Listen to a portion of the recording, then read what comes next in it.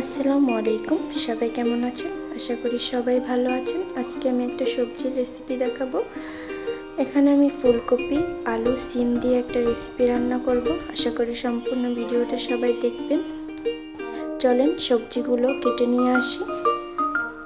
এখানে আমি ফুলকপিগুলো কেটে সুন্দর করে বেছে ভিজিয়ে রেখেছি। এখানে আমি সিম, আলুগুলো কেটে নিয়েছি। তারপরে আমি পেঁয়াজ, কাঁচামরিচ, চিংড়ি মাছগুলো কেটে বেছে নিয়েছি। তারপরে ধনিয়া পাতাও কেটে নিয়েছি। সবজিগুলো আমি খুব ভালো করে ধুয়ে নিয়েছি। এখানে একটা পাতিল বসিয়ে দিয়েছি। পাতিল গরম হওয়ার সাথে সাথে আমি তেল দিয়ে দিয়েছি। তেলের ভিতরে আমি দিয়ে দিয়েছি চিংড়ি মাছ, তারপরে দিয়েছি পেঁয়াজগুলো একটু ভাজার পরে আমি এখানে স্বাদ মতো লবণ দিয়ে দিয়েছি।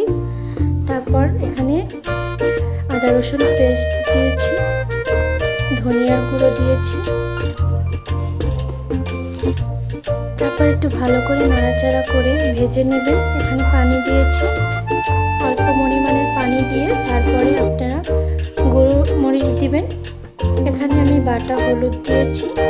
বাটা হলুদ দিয়ে যখন 2-3 বার কষিয়ে নেবেন। কষিয়ে নেওয়ার পরে তেলটা যখন উপরে আসবে তখন আপনারা সবজিগুলো দিয়ে নাড়াচাড়া করে সুন্দর করে একটু পানি দিয়ে দিবেন। পানি দেওয়ার পরে নাড়াচাড়া করে ঢেকে রাখবেন।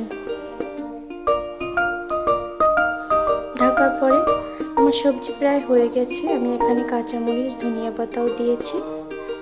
এই দেখেন আমার সবজি রান্না শেষ।